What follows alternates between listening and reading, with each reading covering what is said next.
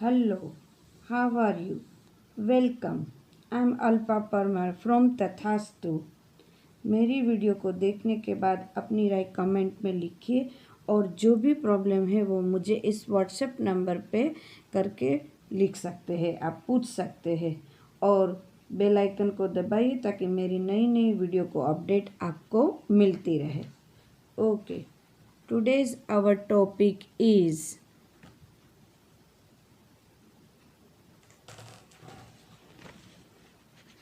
આજનો આપણું પહેલું ચેપ્ટરનો પહેલો ટોપિક લેવાનો છે। આની પહેલાં આપણે જે લીધું એ આપણે સામાન્ય રીતે 8મા અને 9મા ધોરણનું થોડું રિવિઝન થાય એ ટાઈપનું લીધું હતું।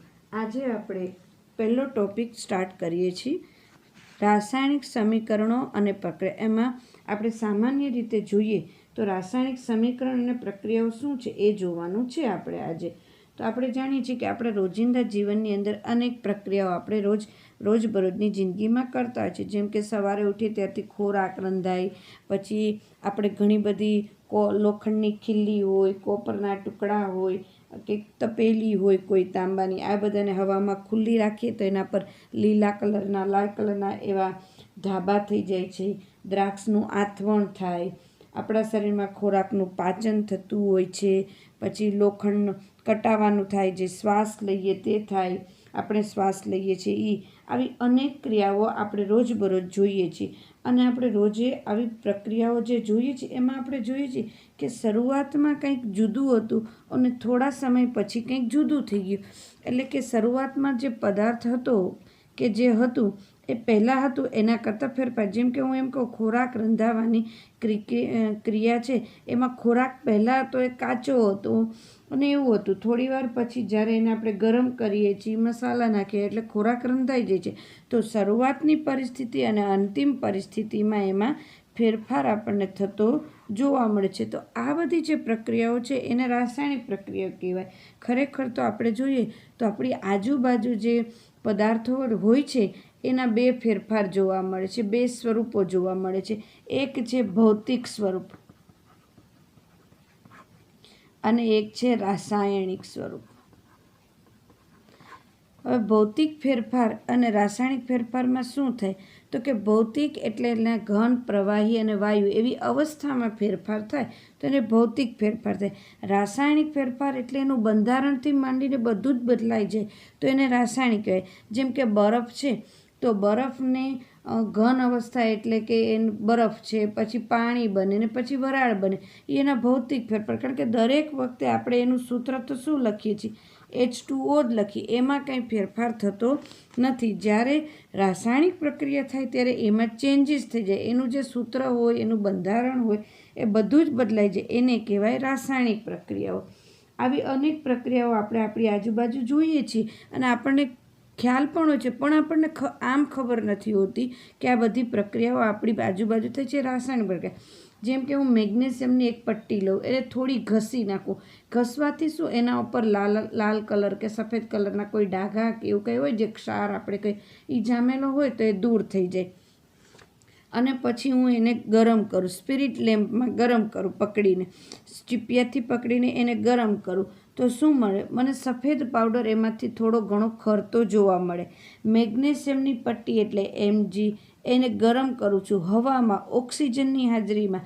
હવામાં શું હોય, O2 એટલે ઓક્સિજનની હાજરીમાં હું એને ગરમ કરું છું તો મને શું મળે છે, ગરમ કરવા માટે ગરમ એવો શબ્દ લખવાની બદલે રાસાયણિક ભાષામાં એને આવી રીતે ત્રિકોણ દ્વારા દર્શાવવામાં આવે। શું મળે છે, મને સફેદ પદાર્થ MgO મળે છે, જે સફેદ પાવડર છે। તો આ જે પ્રક્રિયા થઈ એ રાસાયણિક પ્રક્રિયા કે જે પહેલાં હતું એના કરતાં બદલાઈ જ ગયું સૂત્ર આખું, MgO થઈ ગયું। હવે લેડ નાઇટ્રેટ છે, બરાબર છે, લેડ નાઇટ્રેટ એટલે PbNO3 ની અંદર હું પોટેશિયમ આયોડાઇડ નાખું, Ki નાખું તો મને KNO3 મળે છે અને લેડ આયોડાઇડ મળે જો હું ગરમ કરું તો। આવી બધી રાસાયણિક પ્રક્રિયાઓ કરતી વખતે ધ્યાન રાખવાનું, કારણ કે આ બધું ગરમ કરવાનું ને એવું બધું હોય છે। એટલે જો લેબમાં કરીએ તો લેબોરેટરીમાં કરીએ આપણે તો એમના લેબ ટીચર હોય એમની હાજરીમાં કરવાની અને ઘરે આવા પ્રેક્ટિકલ કરવાના નહીં। એવી જ રીતે ઝીંકનો પાવડર છે તો દાણાદાર ઝીંકના ટુકડા લીધા, એની અંદર H2SO4 નાખવું અથવા તો HCl નાખવું, કોઈ પણ નાખવું, અને એને હું ગરમ કરું તો ઝીંક સલ્ફેટ મળે છે, ZnSO4 ઝીંક સલ્ફેટ, અને હાઇડ્રોજન વાયુ બહાર નીકળે છે, છૂટો પડે છે. આવી બધી જે પ્રક્રિયાઓ છે એને રાસાયણિક પ્રક્રિયાઓ કહેવામાં આવે છે. જો રાસાયણિક પ્રક્રિયાઓ થાય તો શું થાય છે? જો રાસાયણિક પ્રક્રિયાઓ થાય તો એની અંદર ઘણા બધા આપણને ફેરફાર થતા જોવા મળે છે. જેમ કે કોઈપણ પદાર્થની અવસ્થામાં ફેરફાર થઈ જાય, કે ઘન પ્રવાહી વાયુમાં બની જાય છે એવું બની જાય. જેમ કે H2SO4 લિક્વિડ સ્વરૂપે પ્રવાહી સ્વરૂપે હતું, અહીંયા હાઇડ્રોજન વાયુ મળે છે અને તીરની નિશાની બતાવે છે કે એ બહાર નીકળે છે. આ બધામાં ગરમ કરવામાં આવે છે, એટલે આવો ડેલ્ટા વડે દર્શાવવામાં આવે છે. ગરમ કરવું એવો શબ્દની બદલે ટૂંકમાં આવું લખવામાં આવે છે. એના રંગમાં ફેરફાર થઈ, અહીંયા સફેદ પાવડર મળે છે એટલે એના રંગમાં ફેરફાર થાય છે. વાયુઓ ઉદ્ભવે, આ વાયુ નીકળે છે. તાપમાનમાં પરિવર્તન થાય. ઘણી વખત કોઈ પદાર્થને ગરમ કરવામાં આવે તો સફેદ પાવડર મળે, આ મળે, એ ગરમ નીકળે છે. એટલે એના પહેલાં હોય એના કરતાં થોડું વધારે ગરમ થાય તો આપણા તાપમાનમાં ફેરફાર થાય છે. હવે આપણે એમ કહીએ કે કોઈ પણ રાસાયણિક જે આ ફેરફાર થાય છે, રાસાયણિક ફેરફાર પ્રક્રિયાઓ થાય છે, રાસાયણિક ફેરફાર થાય છે, એને આપણે રાસાયણિક સમીકરણ વડે દર્શાવીએ છીએ. રાસાયણિક સમીકરણ એટલે શું? સૌથી પહેલાં તો આપણે આવે છે રાસાયણિક સમીકરણ એટલે શું? તો આપણે જોઈએ કે રાસાયણિક સમીકરણ એટલે શું? તો કે રાસાયણિક પ્રક્રિયાને ટૂંકમાં દર્શાવવા માટે જે પદ્ધતિનો ઉપયોગ થાય છે તેને રાસાયણિક સમીકરણ કહે છે. સૂત્ર દ્વારા દર્શાવવામાં આવે છે. જેમ કે હું લખું મેગ્નેશિયમને ગરમ કરવું, આવું સૂત્ર લખું. મેગ્નેશિયમને, આ હું જે શબ્દ બોલું એને લખવામાં આવે. મેગ્નેશિયમને ગરમ કરવાથી મેગ્નેશિયમ ઓક્સાઇડ મળે છે, આવું હું બોલું છું. બરાબર છે? હવે આવું બોલવાને બદલે આવું લખવા, જે હું બોલી એવું લખવાને બદલે આપણે એવું લખી મેગ્નેશિયમ વત્તા ઓક્સિજન. ગરમ કરો એટલે ઓક્સિજન છે એટલે એમાં ઓક્સિજન ઉમેર્યું એટલે પ્લસ કર્યું. એરોની નિશાની બતાવે છે કે હવે આ જે હતું એ પદાર્થ હતા અને જે મળ્યું એ નિપજ મળ્યું. તો આ જે છે એ પ્રક્રિયા કરી ત્યારે, અને આ જે મળે છે એ નિપજ. તો પ્રક્રિયક અને નિપજને જુદું બતાવવા માટે વચ્ચે એરોની નિશાની બતાવવામાં આવે છે કે હવે જે બન્યું મેગ્નેશિયમ ઓક્સાઇડ. આવું ટૂંકમાં દર્શાવવાની ક્રિયાને રાસાયણિક સમીકરણ એવું કહેવામાં આવે છે. પરંતુ આનાથી પણ વધારે ટૂંકું બતાવવા માટે, આનાથી પણ વધારે શોર્ટમાં દર્શાવવા માટે આપણે સૂત્રનો ઉપયોગ કરીએ છીએ. જેમ કે Mg મેગ્નેશિયમ વત્તા O2 MgO ઓક્સિજન એટલે હવામાં બતાવવામાં આવે છે MgO. હવે આ એટલે કે નિપજ જે મળી એ MgO મળ્યું. હવે આપણે જોઈએ કે આને પણ દર્શાવવા માટે રાસાયણિક પ્રક્રિયાઓમાં સમીકરણ જે બતાવ્યું આને કહેવાય સમીકરણ. એને પણ દર્શાવવા માટે જુદી જુદી મેથડ વાપરવામાં આવે છે એકદમ ચોક્કસપણે દર્શાવવા માટે. તો કે મેગ્નેશિયમ કઈ અવસ્થામાં હતું? અવસ્થા દર્શાવવા માટે તો કે એસ સોલિડ અવસ્થામાં હતું, તો એને બાજુમાં એસ કહેવામાં આવે. સોલિડ એટલે કે ઘન અવસ્થામાં હતું તો એસ. ઓક્સિજન ગેસ એટલે વાયુ અવસ્થામાં હતું તો એને જી દર્શાવવામાં આવે.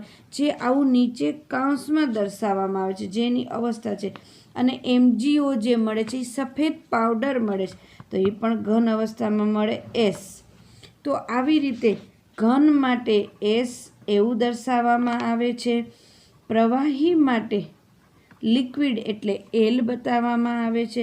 જ્યારે વાયુ માટે જી એવું બતાવવામાં આવે છે, દર્શાવવામાં આવે છે, જેની અવસ્થા બતાવે છે. હવે જો કોઈ પણ પ્રક્રિયા દરમિયાન આપણે એની પરિસ્થિતિ દરમિયાન કોઈ પણ ફેરફાર કરતા હોય ત્યારે એને જો તાપમાનની જરૂર પડતી હોય, દબાણની જરૂર પડતી હોય તો એ બધું જ અહીંયા એરા પર લખવામાં આવે છે. જેમ કે તાપમાનમાં ગરમ કર્યું હોય તો આવી રીતના દર્શાવવામાં આવે. પછી માની લો 100°C તાપમાન હોય તો આવી રીતે અહીંયા લખવામાં આવે.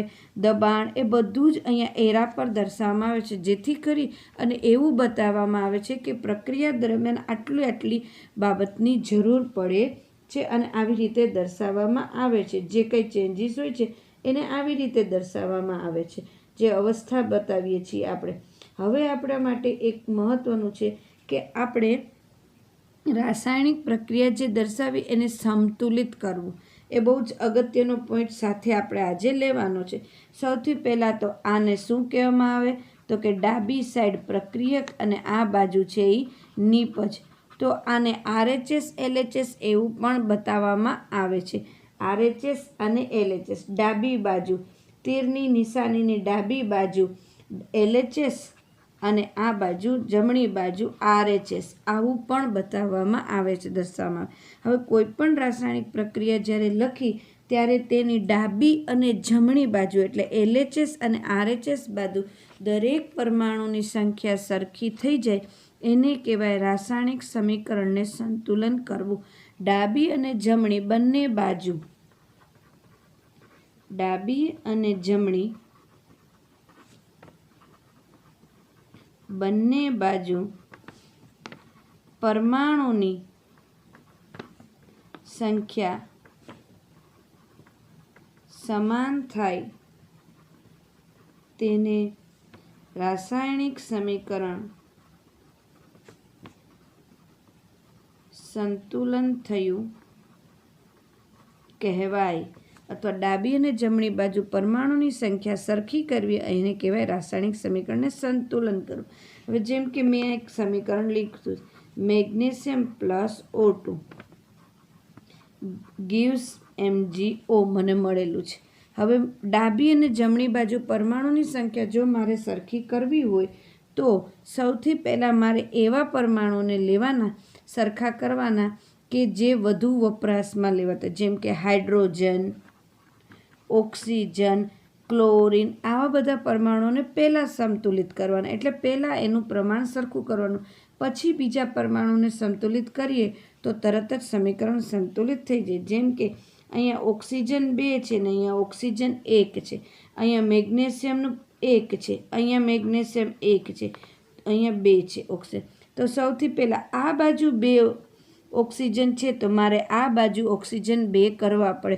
હવે જ્યારે હું ઓક્સિજનના પરમાણુ 2 કરું તો મારે પાછળ 2 મુકાય નહીં, એટલે એની અહીંયા 2 ન મુકાય. એવું કરવાથી એનું સૂત્ર બદલાઈ જાય છે. હવે આપણે સૂત્ર કેવી રીતે થાય છે એ 9મા ધોરણમાં ભણી લીધું છે, પરંતુ હજી આપણે એક વખત રિપીટ કરશું નેક્સ્ટ લેક્ચરમાં કે કેવી રીતે રાસાયણિક આ સૂત્ર બને છે. એ આપણે નેક્સ્ટ ટાઈમ જોશું, એટલે એક વખત રિપીટ કરી લઈશું. તો MgOમાં ચેન્જીસ થાય નહીં તો મારે હવે આગળ જ મૂકવી પડે. તો અહીંયા 2 ઓક્સિજન છે તો એને મારે અહીંયા 2 છે તો જમણી બાજુ 2 કરવા માટે એકમાંથી 2 મારે આગળ 2 કરવા પડે. તો આગળ જે 2 કર્યા 2 એ તો આખાના ગુણાકારમાં 2 આવે છે. તો હવે મેગ્નેશિયમ પણ 2 થઈ ગયા.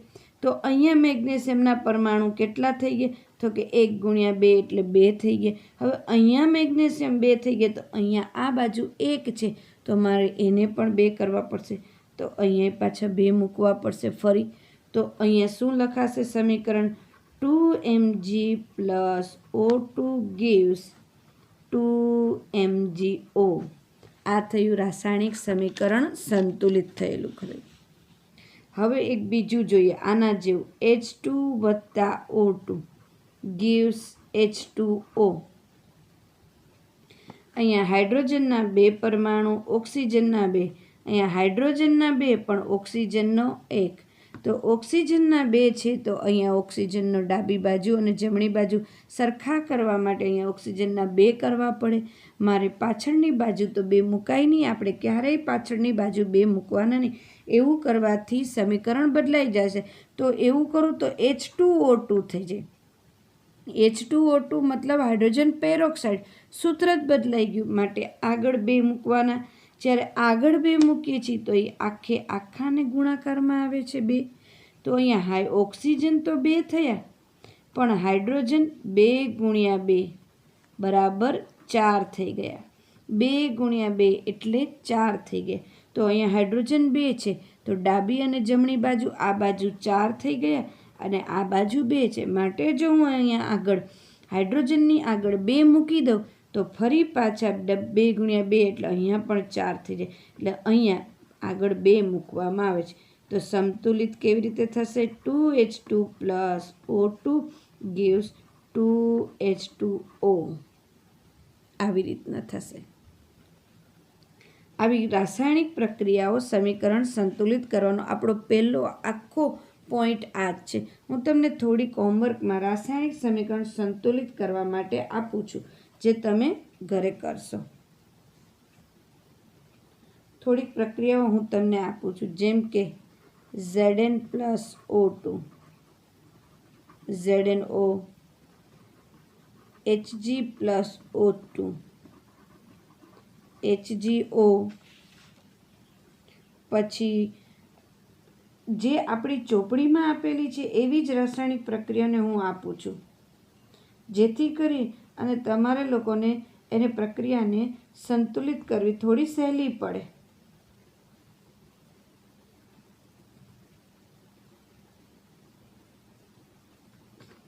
Fe+H2O, Fe3O4+H2O.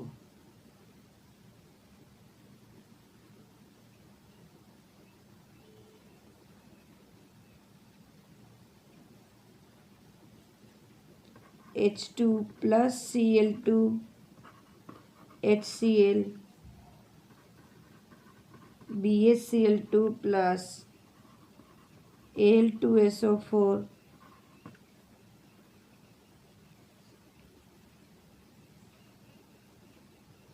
Al2SO4 ટ્રાઇસ. આ થોડી અઘરી છે, ટ્રાય કરજો. BaSO4+AlCl3 અહીં બને છે. Na+H2O, NaOH+H2. આવી આ જે પ્રક્રિયા આપેલી છે હોમવર્કમાં, એને ઘરે આજનું હોમવર્ક એ છે કે એને ઘરે થોડી પ્રયત્ન કરી અને સમીકરણ સંતુલિત કરવાની પ્રયત્ન કરશું. અત્યારે આપણે 10મા ધોરણ માટે એમની આજુબાજુ ઘન અવસ્થા, પ્રવાહી અવસ્થા એવી લખવાની એટલી બધી જરૂર પડતી નથી. હા, વચ્ચે જો આપણે કોઈ હીટ આ તે કર્યું હોય તો જરૂર પડે છે, પરંતુ આજે આપણો ટોપિક માત્ર એટલો છે કે આપણે સમીકરણને સંતુલિત કરતા શીખીએ છીએ. એટલે આપણે એને અત્યારે બહુ જ મહત્ત્વ આપી અને ઉપર તાપમાન, દબાણ એવું લખશું નહીં. અત્યારે માત્ર આપણે સમીકરણમાં ડાબી અને જમણી બાજુ પરમાણુઓની સંખ્યાને જ સંતુલિત કરતા શીખશું. જેમ જેમ આગળ જતું જશે તેમ તેમ કરતા જશું. આ નેક્સ્ટ પીરિયડમાં આપણે આપણો રાસાયણિક પ્રક્રિયાનો પ્રકાર તો જોઈશું, સાથે સૂત્ર કેવી રીતે બને છે એ પણ જોઈ લેશું 9મા ધોરણનું ફરી રિફર કરવા માટે. Thank you.